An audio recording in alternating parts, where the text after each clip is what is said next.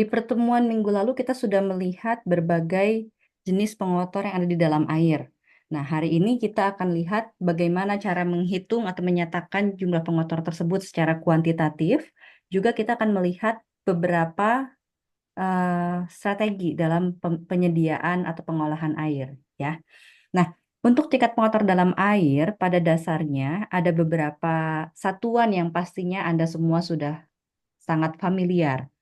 Kalau kita ingin menyatakan pengotor dalam satuan berat, maka kita bisa gunakan beberapa satuan. Yang pertama adalah persen berat. Tentunya kalau Anda pakai persen berat, satuannya ya persen ya. Lalu setelah itu juga Anda bisa gunakan part per million.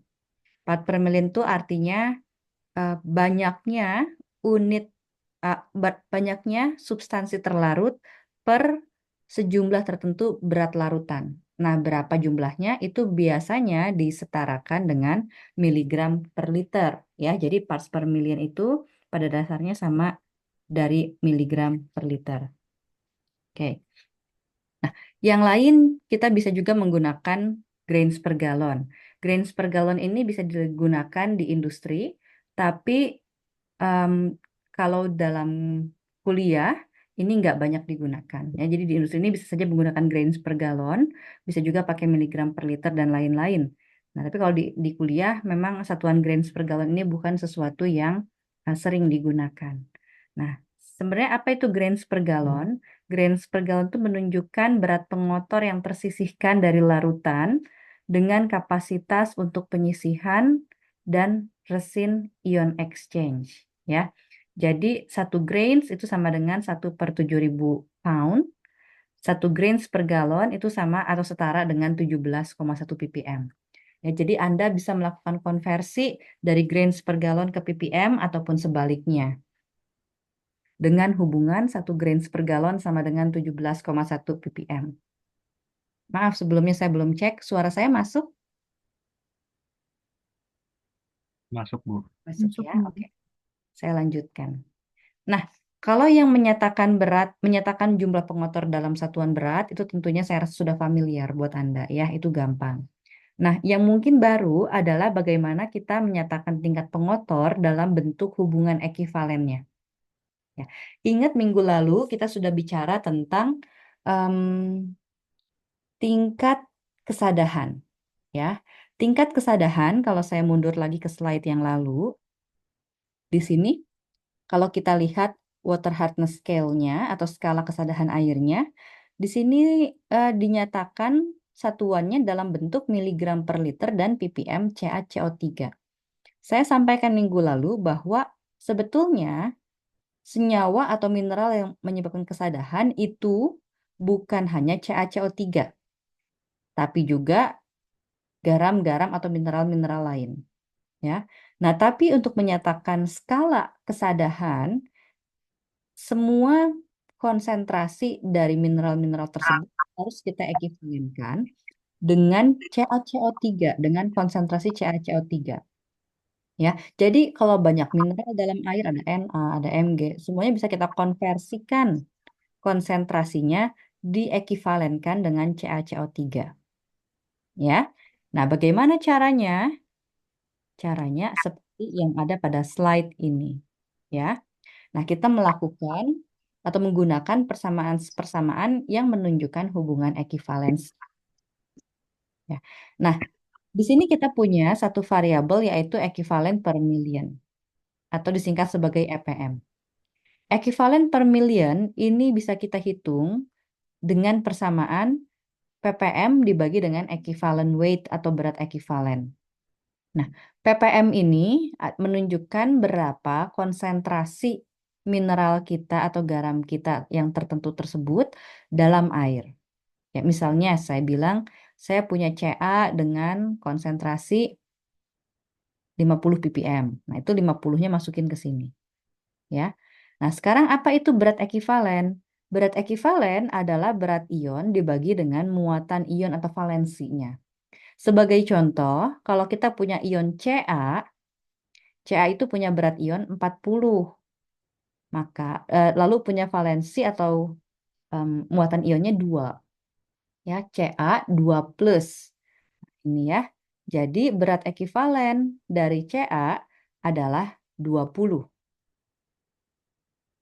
Ya. Nah, jadi kalau misalkan kita punya Ca sebanyak 50 ppm dalam larutan, maka ekivalen per millionnya adalah 50 dibagi 20 atau 2,5 jadinya. Ya. Nah, coba sekarang saya mau tanya, kalau Mg magnesium, berat ionnya berapa?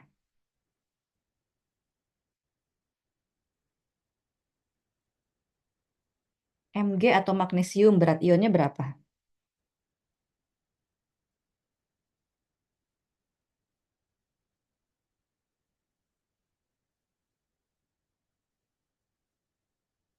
Silakan dijawab.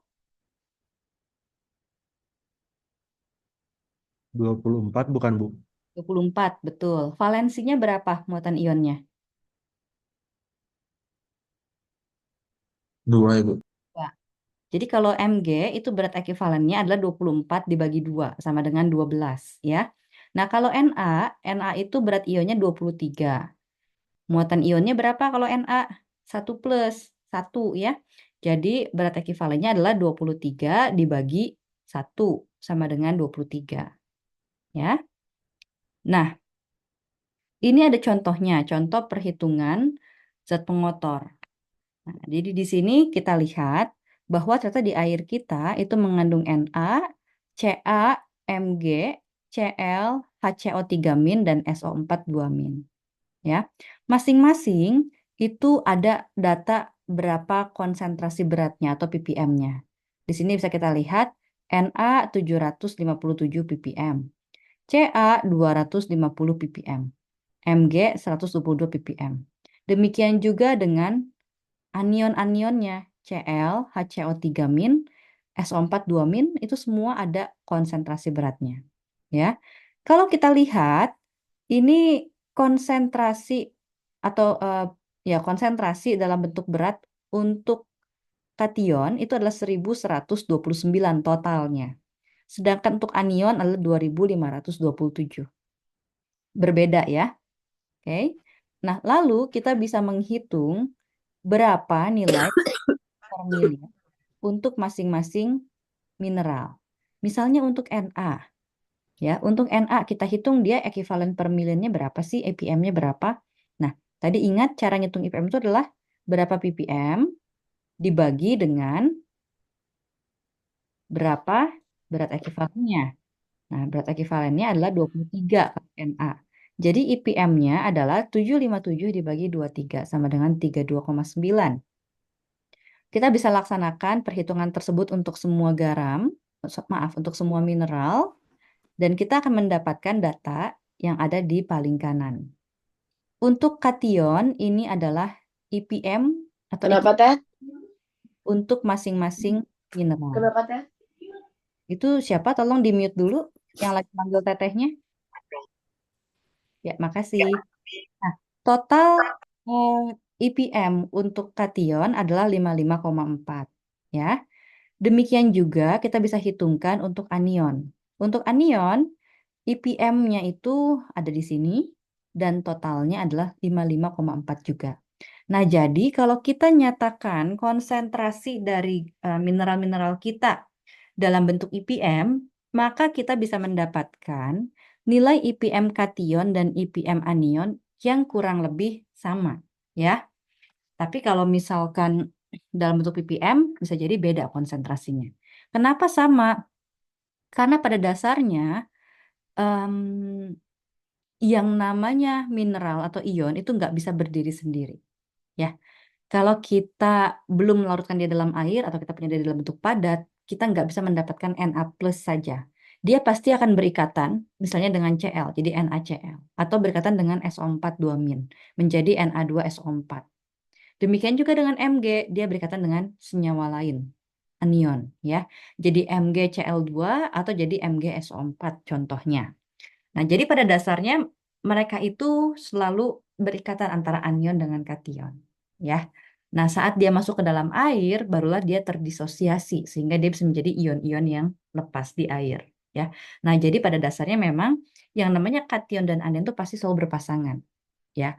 Sehingga kalau kita lihat ekivalen per millionnya, total ekivalen per million dari kation dan anion itu pasti seimbang, ya, walaupun ppm-nya tidak. Oke. Nah, di sini kita melihat bagaimana kita melakukan perhitungan untuk mengekivalensikan senyawa-senyawa lain atau ion-ion lain sebagai kalsium karbonat. Ya, inilah persamaan yang nanti akan kita gunakan untuk menentukan tingkat kesadahan air. Jadi semua ion-ion yang ada dalam air harus kita ekivalenkan dengan kalsium karbonat. Ya, caranya gimana? Nah, silakan Anda lihat persamaan yang ada dalam kotak. Di situ ada tulisan berapa ppm, ya ini ya, berapa ppm ion yang sedang mau kita konversikan, dikalikan dengan berat ekivalen CaCO3 dibagi berat ekivalen dari ion tersebut. Nah, berat ekivalen CaCO3 itu adalah 50. Kalau berat ekivalen ion itu tergantung ionnya. Di sini contohnya kita punya ionnya Ca. Ingat lagi kalau Ca itu berat ekivalennya adalah 40 dibagi 2. Jadi berat ekivalennya adalah 20. Ya. Jadi kalau kita punya 1 ppm Ca di dalam air, mau kita ekivalenkan dengan CaCO3, ngitungnya seperti ini. 1 ppm Ca dikalikan 50 berat ekivalen CaCO3 dibagi dengan 20 berat ekivalen dari ionnya. Sama dengan sekian ppm CaCO3 ekivalen. Ya. Nah, nanti sama kalau misalkan Anda punya Mg dalam air, punya Mg nih ya, Anda ekivalenkan ke CaCO3. Anda dapat berapa ekivalen CaCO3. Gitu ya. Anda punya ion lain dalam air, Anda ekivalenkan ke CaCO3. Nah, itu nanti Anda bisa mendapatkan berapa eh, total pengotor dalam air Anda dalam ekivalen CaCO3. Ya. Nah, angka itulah yang nanti akan Anda gunakan untuk menentukan tingkat kesadahan air. Begitu. Ya. Nah, apakah ada pertanyaan dulu? Silahkan.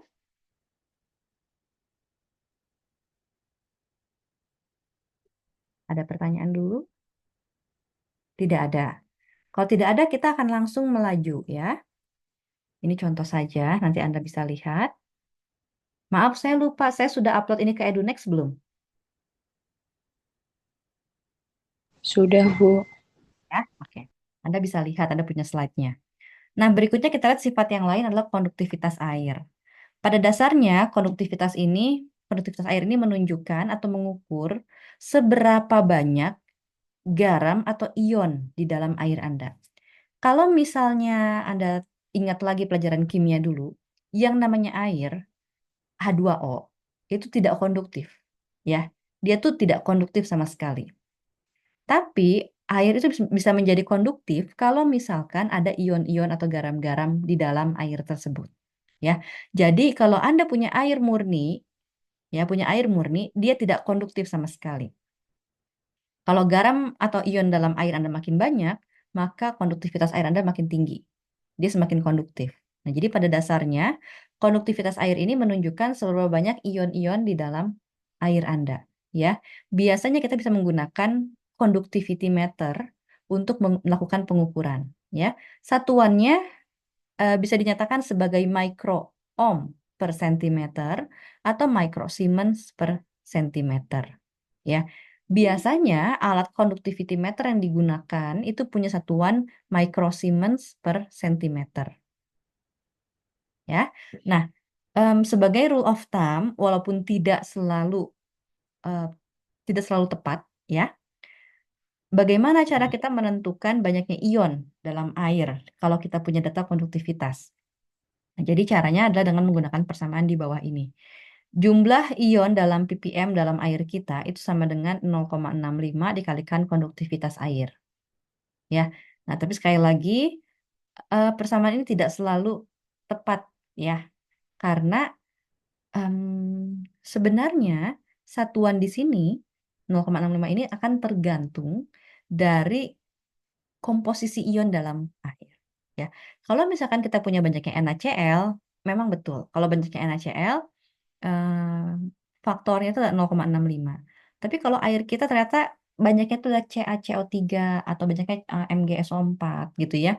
maka faktor di tengah ini yang angkanya 0,65 ini bisa jadi berubah. Bisa jadi bukan 0,65 begitu. Ya, jadi perlu diperhatikan nanti kalau menggunakan persamaan rule of thumb seperti ini, Anda harus pastikan syarat dan ketentuan berlaku gitu ya. Nah, apakah Anda sudah memenuhi syarat dan ketentuannya atau belum? Kalau belum, barangkali Anda perlu mencari persamaan lain yang kondisinya lebih sesuai untuk kasus Anda. Ini tidak terlalu penting. Oke. Nah, pengaruh dari pengotor ini nanti bisa kita bicarakan di akhir. Ini kemarin tekanan boiler sudah saya sampaikan ya. Bagaimana hubungan antara tekanan dengan kualitas air yang dibutuhkan. Demikian juga dengan air pendingin. Oke. Nah, sekarang kita akan masuk ke materi tentang water treatment atau eh, pengolahan air ya. Saya minta Anda melihat dulu video yang ada pada slide. Di sini ada video bagaimana cara mengolah air untuk domestik maupun industri. Videonya kira-kira 10 menit ya. Silakan Anda lihat dulu kan udah punya slide-nya, tinggal diklik saja. Silakan diperhatikan dulu bagaimana cara mengolah, nanti kita akan diskusikan.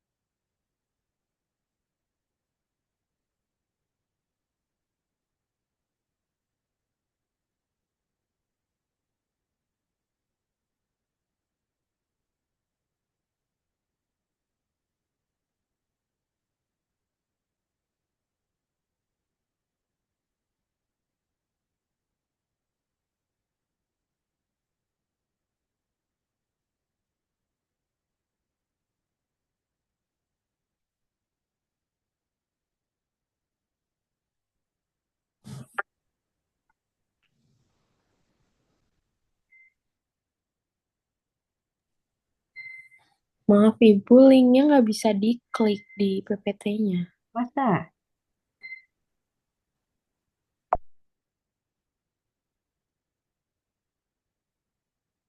Yang lain nggak bisa juga?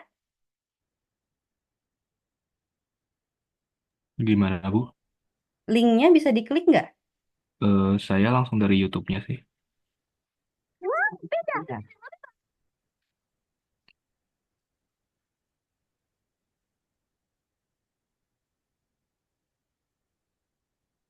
Saya bisa, Bu.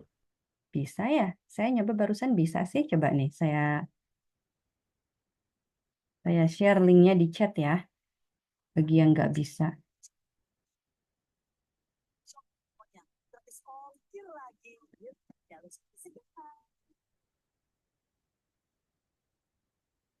Access to fresh water is one of the largest drivers of creating a modern society. But what allows everyone access to seemingly endless supplies of potable water? It depends on where you live, but chances are behind your tap, there's water treatment plants, drinking water, or wastewater plants. We'll be focusing in on drinking water plants here, but if you'd like to learn about how wastewater is treated,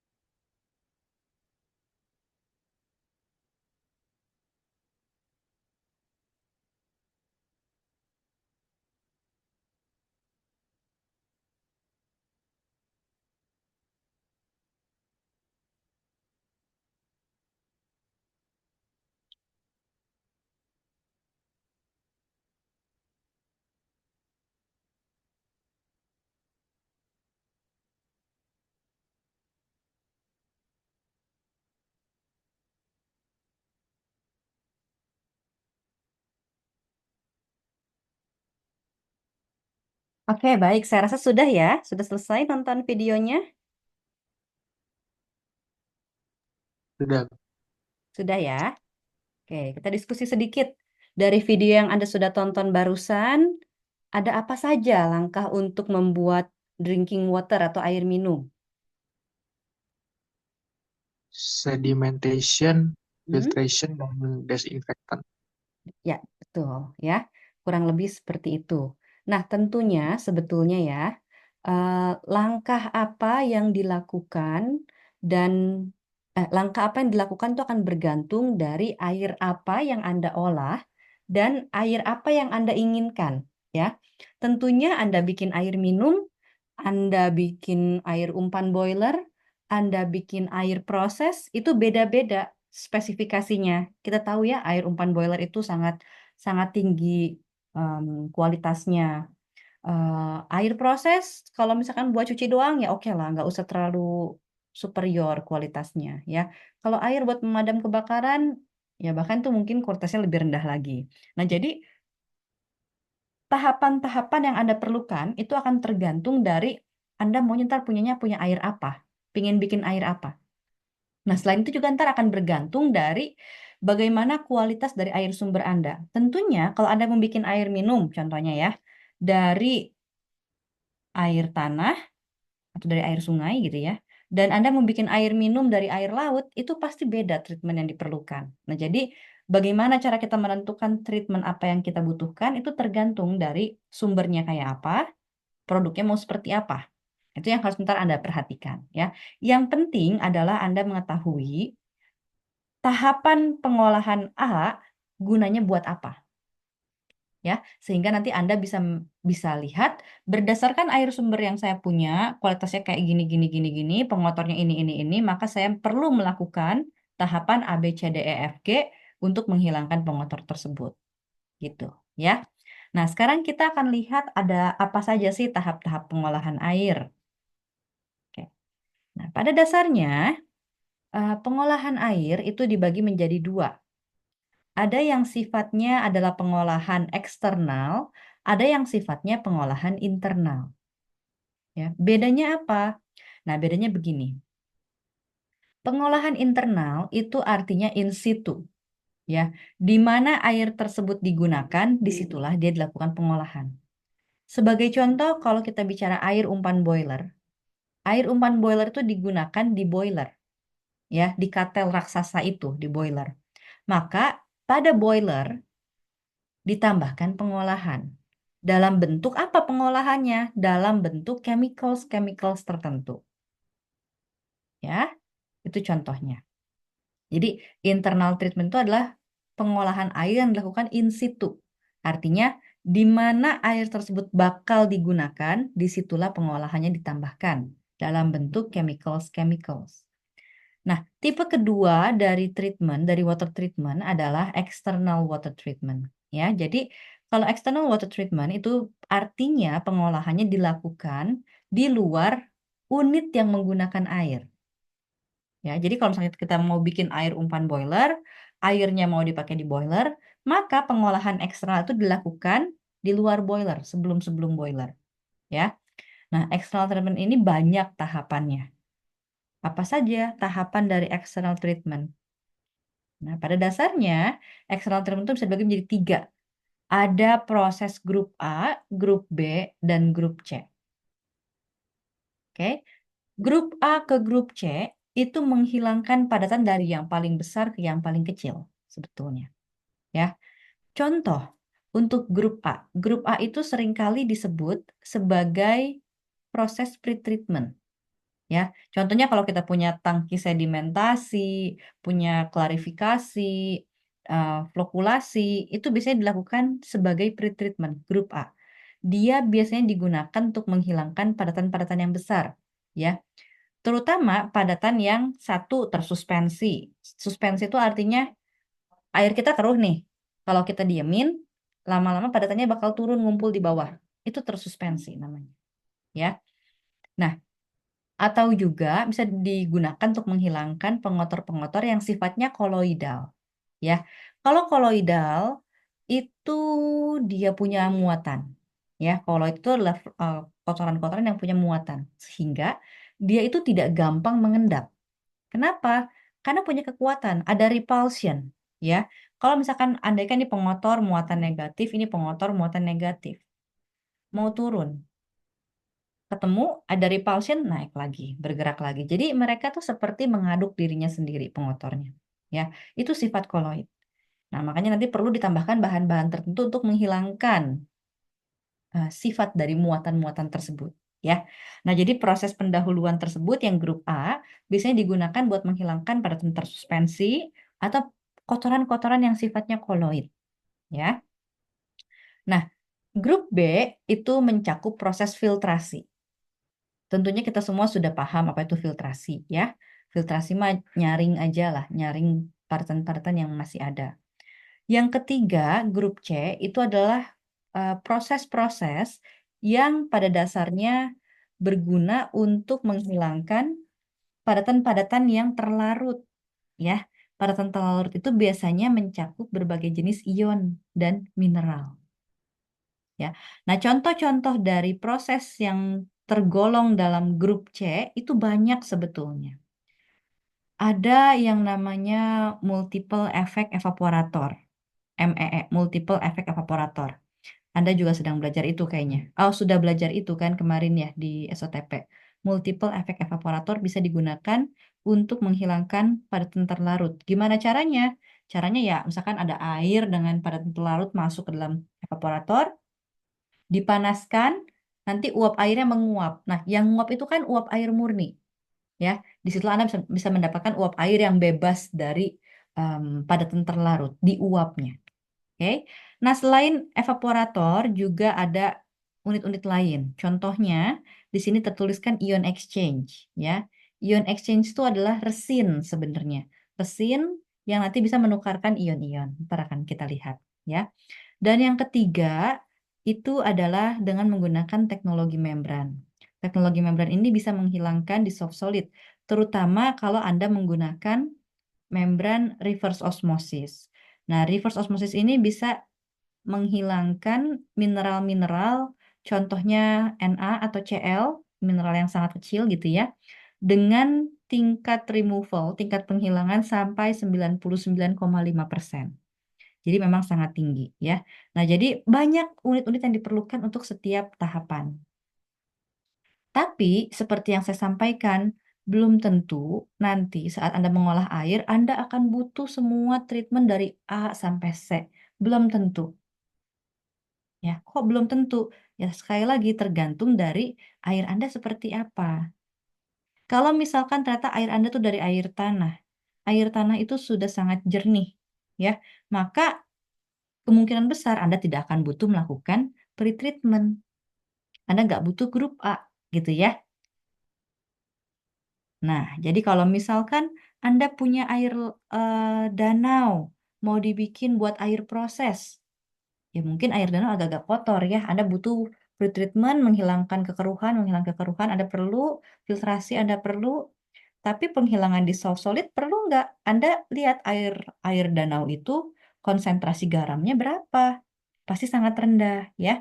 Nah, untuk air proses, Anda mau cuci, misalkan mau cuci bahan-bahan Anda perlu nggak air yang sampai kadar garamnya sangat rendah atau bahkan tidak ada garamnya? Kemungkinan besar kan nggak perlu. Anda cuma perlu air bersih, nggak perlu air yang bebas mineral, nggak perlu. Jadi barangkali dalam hal tersebut Anda butuh cuma grup A, grup B, Anda nggak butuh grup C. Ya, nah jadi memang pengolahan air ini sifatnya tailor-made, ya. Jadi sangat tergantung banyak hal. Yang pasti tergantung sumbernya kayak apa, air produknya mau kayak apa, ya. Jadi tailor-made. Ini bukan sesuatu yang dari A sampai C semua tahapan harus dilalui. Enggak, tergantung ntar Anda butuhnya seperti apa. Oke. Ini contoh-contoh, kita lewat dulu saja.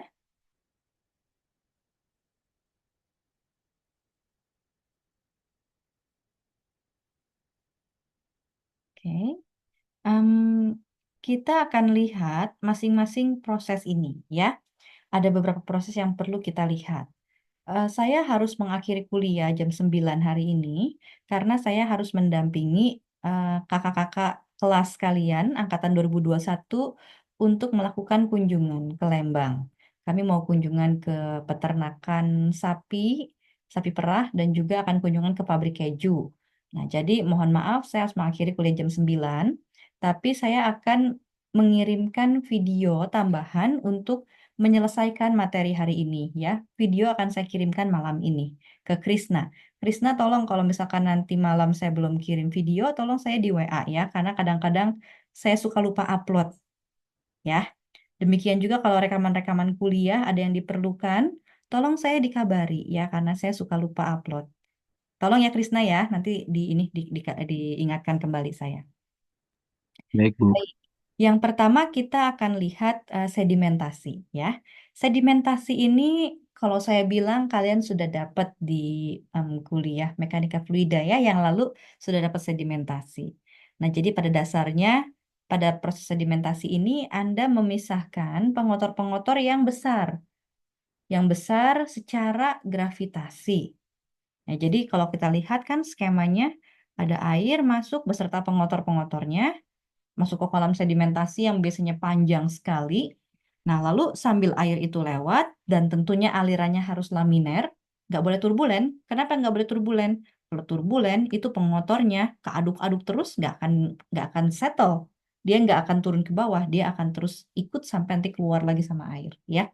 Nah, jadi selama air itu lewat, dan alirannya harus laminer, kotoran-kotoran itu akan turun jatuh secara sedimentasi, secara gravitasi ya. Nah, tentunya seberapa cepat kotoran itu jatuh itu akan sangat tergantung dari densitas ya. Semakin besar densitasnya dia akan semakin cepat turun. Artinya waktu tinggal dalam kolom sedimentasi tidak perlu terlalu lama. Tapi kalau misalkan ternyata pengotoran densitasnya rendah ya, densitasnya rendah, maka Anda butuh waktu yang lama, waktu tinggal yang lama. Jadi air itu harus lama ada dalam kolam karena harus nunggu sampai dia jatuh ke bawah gitu ya. Nah, hal-hal lain yang berpengaruh juga ada bentuk dan ukuran partikel, viskositas dari cairan yang masuk gitu ya. Kalau cairan yang masuk ke kolom sedimentasi viskositasnya tinggi, itu partikelnya sulit mengendap karena drag force atau gaya seretnya terlalu tinggi. Ya, juga ini ada pengaruh dari aliran dalam bak sedimentasi tadi ya, laminer atau turbulen. Biasanya, proses sedimentasi ini dilakukan sebagai tahap awal dari pengolahan air, ya, karena dia menghilangkan partikel yang paling besar.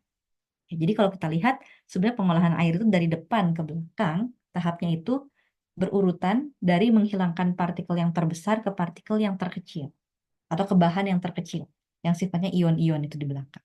Ya, di depan tuh partikel besar-besar dulu. Nah, ini kalau kita lihat tipe-tipe dari sedimentasi, ini tangki biasa, inlet ada di sini di sebelah kiri, inlet cairan, lalu outlet di sini ya, di sebelah kanan. Nah, tentunya seiring waktu, itu kan nanti pengotor tuh akan turun dan menumpuk di bawah. Ya. Nah, penumpukan ini bisa dihilangkan secara berkala dengan yang menggunakan namanya, ini seperti scum removal namanya ya, penghilang kotoran. Dia bentuknya seperti rantai, ya, rantai, tapi ada kayak sapunya di sini ya, sapu ini yang panjang-panjang ini. Jadi dia berputar, begitu sapunya nyampe ke bawah, dia akan menyapu kotoran yang ada di dasar tangki. Selanjutnya, nanti kotorannya akan terkumpul di sebelah sini, di sebelah kiri bawah, ya. Terkumpul di sini, di mana pada bagian kiri bawah ini ada sebuah saluran. Saluran ini nanti bisa digunakan untuk menyedot kotoran yang terkumpul di bawah sini. Ya, sludge atau lumpurnya akan disedot dari bawah sini. Oke. Nah, ini adalah tipe dari bak sedimentasi lain. Jadi bak sedimentasi yang dilengkapi dengan lamela. Anda silakan ntar cari lamela itu persisnya bentuknya kayak apa ya. Nah, lamela itu pada dasarnya adalah sebuah bidang yang bentuknya miring-miring. Jadi dalam tangki sedimentasi seperti ini ya, ada lamela, ada bidang yang miring. Sorry. Ada bidang yang bentuknya miring-miring seperti ini. Ya. Buat apa sih bidang yang bentuknya miring-miring itu? Jadi bidang yang bentuknya miring-miring itu gunanya adalah supaya partikel itu ya saat dia mau turun, dia akan menabrak dinding miring tersebut lalu tergelincir ke bawah. Ya, jadi kita nggak perlu menunggu partikel itu dari atas turun pelan-pelan lama banget sampai ke bawah, enggak. Kita tabrakan dia dengan dinding. Jadi kalau kita di sini punya dinding yang miring seperti ini, ya, partikel tuh akan jalan pelan-pelan terus nabrak dinding. Begitu nabrak, dia akan kehilangan gaya apungnya. Gaya apungnya akan destruktif, ya. Jadi gaya apungnya akan terhalangi sehingga dia akan menggelincir dan jatuh. Dengan penambahan lamela itu em, proses sedimentasi bisa dilakukan dengan lebih cepat, ya. Silakan Anda Google. Di Google aja lamela tuh kayak apa. Pokoknya dia tuh kayak dinding-dinding miring yang nanti gunanya buat tempatnya si partikel kotoran itu menabrak, ya. Nah, ini tipe bak sedimentasi yang bentuknya sirkular atau em, bulat gitu ya. Nah, pada dasarnya prinsip kerjanya sama dengan bak sedimentasi yang bentuknya rectangular atau kotak tadi. Nah, kalau pada bak sedimentasi yang sirkular, biasanya inlet itu masuk dari bagian tengah bawah, ya. Jadi kalau kita lihat bak seperti ini, inlet airnya dari mana? Kita tidak akan melihat ada pipa yang masukin air ke sini. Karena masuknya itu dari bawah, dari bawah bak ke bagian tengah. Jadi dari bawah bagian ini nih. Kalau kita ambil bagian ini, kita ambil garis lurus ke bawah, di bawah itu ada saluran, ya. Nah, air yang kotor masuk dari bagian inlet ini, lalu keluar dari bagian atas, ya. Jadi keluar dari bagian tengah atas, dari bagian yang ini. Lalu air tersebut akan mengalir ke bagian outflow. Outflow-nya ada di pinggir-pinggir. Nah, kalau di gambar yang nyata, outflow-nya ada di sini. Ya. Nah, jadi selama air tersebut jalan dari tengah ke samping, air tersebut akan mengalami pengotornya akan mengalami sedimentasi. Ya. Ini kalau kita lihat, nanti kalian kalau kerja praktek di pabrik, coba jalan-jalan ke bagian WTP-nya, Water Treatment Plant-nya. Kalian lihat bak sedimentasi itu besar banget ya, besar banget, kayak kolam gede banget dan ada banyak biasanya. Nah, pengotornya nanti akan turun ke bagian bawah. Lalu di sini sekali lagi kita punya yang namanya alat buat penyapu kotoran, ya. Di sini namanya adalah scraper arm. Jadi lengan-lengan scraping, lengan-lengan penyapu gitu ya. Nah, scraper arm ini ada dua, kiri dan kanan, dan dia berputar, berotasi pelan-pelan, ya, rotasi pelan-pelan untuk menyapu kotoran-kotoran yang ada di lantai atau ada di dasar tangki sedimentasi. Sehingga kotoran tersebut akan berkumpul di sini, ada bagian pengumpulan kotorannya, sludge-nya ya, lalu sludge-nya disedot keluar. Ya, dengan cara ini nanti tidak ada akumulasi yang berlebihan dari sludge di dalam bak sedimentasi. Oke, sampai situ dulu ya. Sekarang jam 8.59. Kita sudah membahas satu unit baru sedimentasi, masih banyak unit-unit yang lain. Nanti saya sampaikan lewat video ya. Kalau kalian mau baca-baca dulu slide-nya, boleh sekali. Dalam slide juga sudah cukup jelas sebenarnya ya. Dan juga ada beberapa video yang ditampilkan untuk materi-materi yang mungkin agak membingungkan. Contohnya ion exchange, sudah ada YouTube-nya juga, silahkan dilihat. Ya, nanti Anda silahkan pelajari dulu boleh sambil menunggu video dari saya. Saya akan memberikan tugas untuk water treatment ini. Nanti tugasnya dilakukan secara berkelompok. Tugasnya akan diberikan besok ya. Besok akan diupload tugasnya. Intinya nanti Anda akan diminta untuk memilih satu sumber air ya untuk ditreatment, untuk diolah sehingga bisa menjadi air yang digunakan di pabrik gitu ya.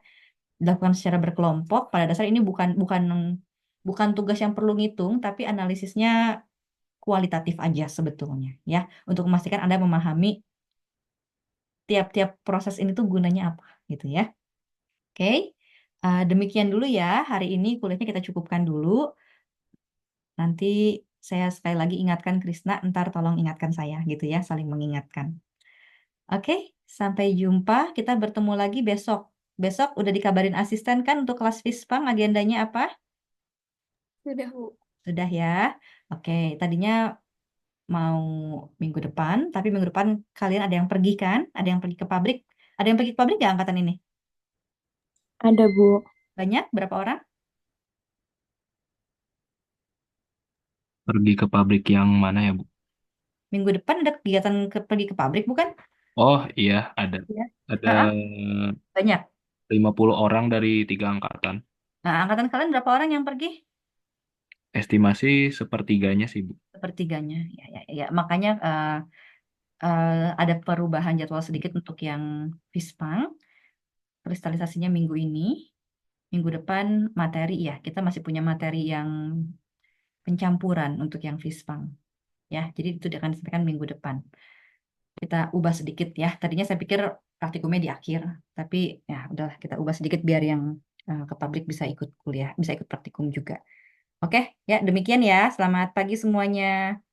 Pagi, Ibu. Terima kasih Terima kasih banyak. banyak. Terima kasih banyak, Ibu. Terima kasih.